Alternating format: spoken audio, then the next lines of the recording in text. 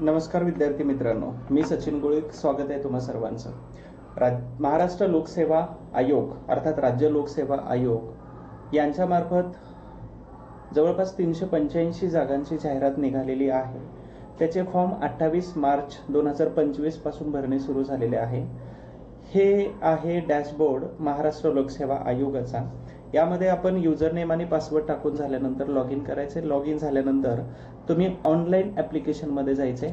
Online application मध्ये गेल्यानंतर advertise number आहे 12/2025. महाराष्ट्र नागरी सेवा राजपत्रित संयुक्त पूर्व परीक्षा 2025.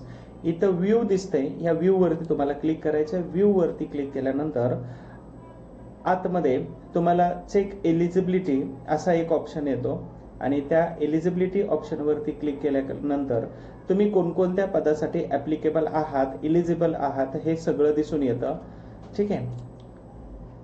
आणि ज्या ज्या पदांसाठी तुम्ही एलिजिबल आहात तर ते सगळ्या पदांवरती तुम्ही इथं बाजूलाच राईट कॉर्नरमध्ये तुम्हाला दिसून येतं की तुम्ही कोणकोणत्या पदासाठी अर्ज करू शकता आणि कोणत्या पदासाठी करू शकत नाही, तर ते इथं खाली सगळं दिसून येतं.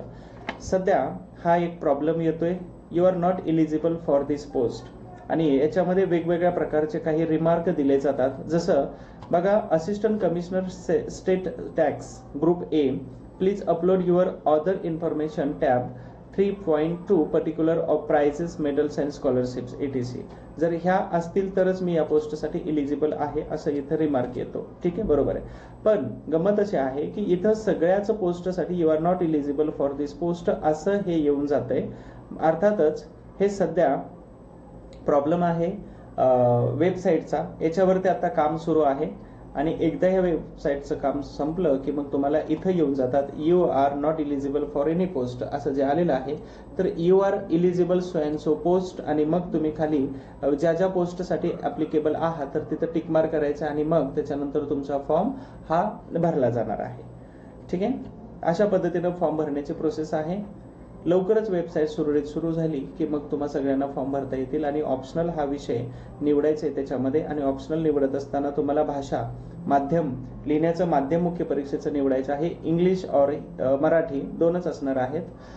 त्याच्यानंतर महत्त्वाचा ऑप्शनल हा विषय निवडायचा आहे ना. ऑप्शनल विषयामध्ये कधीही न बदलणारा आणि स्टोरी टाईप असणारा इतिहास हा विषय जर निवडला तर तुम्हाला खूप काही लिहिता येऊ शकतं. इतिहासाचे सोर्सेस अवेलेबल आहेत, इतिहासाचे मार्गदर्शक अवेलेबल आहेत आणि नोट्स आणि बऱ्याच गोष्टी आहेत, चेक करून देणारे पेपर आहेत. त्याच्यामुळे इतिहास हा विषय जर निवडला तर तुम्हाला खूपच जास्त फायदा होऊ शकतो. आय होप्स तुम्हाला हा व्हिडिओ आवडला असेल. थँक्यू, धन्यवाद.